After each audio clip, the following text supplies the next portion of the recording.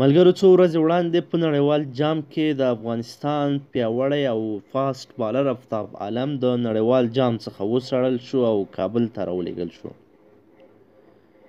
چې موږ ډېره هڅه وکړه چې علتونه یې پیدا کړو، خو وتوانېدلو. ځینې خبرې او ځینې راپورونه مو پیدا کړل او موږ هغه راپورونه نشر کړل، خو ډېرو وطنوالو غبرګون وښوده او ویل چې دا دروغ او بې بنسټه دي.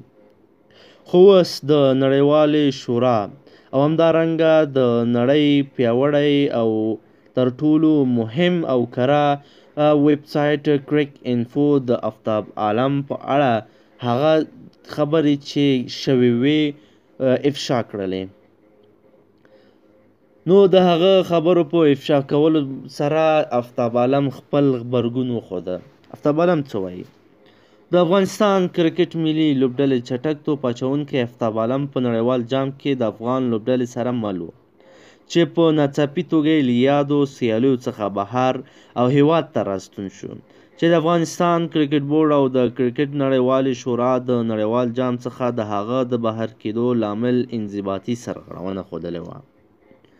تېره ورځ د کرکټ پیژندل شوې ویب پاڼې کرک انفو په یو راپور د نړیوال جام څخه د افتاب عالم د لرې کېدو لامل روښانه کړی و، چې د یاد راپور پر اساس نوموړي د ستوهمپټون ښار په هغه هوټل کې چې لوبډله اوسېدله له یوې میلمنې نجلۍ سره ناسم چلند کړی، چې نړیوال جام څخه د هغه د بهر کېدو لامل شوی.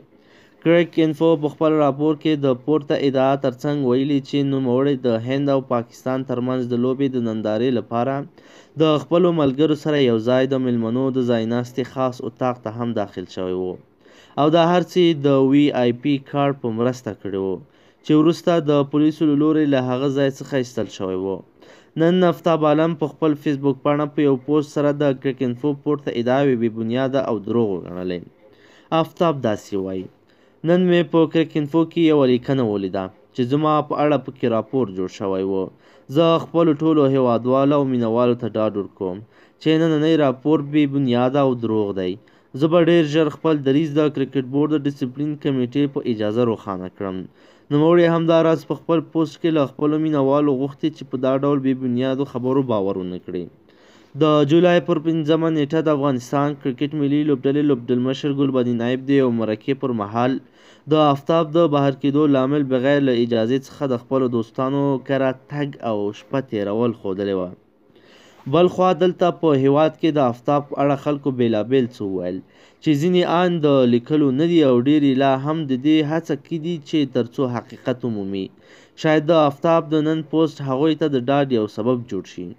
افغان کرکټ مینوال او د دې لوبې مبصرین په دې نظر دي چې لوبغاړي د یو هیواد استازیتوب کوي او پر همدې بنسټ دوی اړ دي چې پر خپلو کړنو او خبرو کنټرول ولري او پر نږدې چې دوی په اړه یې کومه خبره هیواد ته راجع شي. خپله کپتان نایب هم په خپل وروستۍ مرکه کې ویلي و چې لوبغاړي باید د ځان او هیواد نوم ته پام وکړي. دا مهال د افغانستان کرکټ بورډ د افتاب عالم د قضیې د څېړلو لپاره 3 کسیزه هیات ټاکلی، ترڅو د نوموړې قضیه په یوه اونۍ کې وڅېړي او د خپلو څېړنو نتایج کرکټ بورډ ته وړاندې کړي. ملګرو، که چیرې غواړئ چې د کرکټ له هرې نوې او تازه پیښې څخه خبر شئ، زموږ چینل سبسکرایب کړئ او خوا کې ورسره د بیل نشان ووهئ، ترڅو زموږ هره نوې ویډیو تر تاسو در ورسیږي.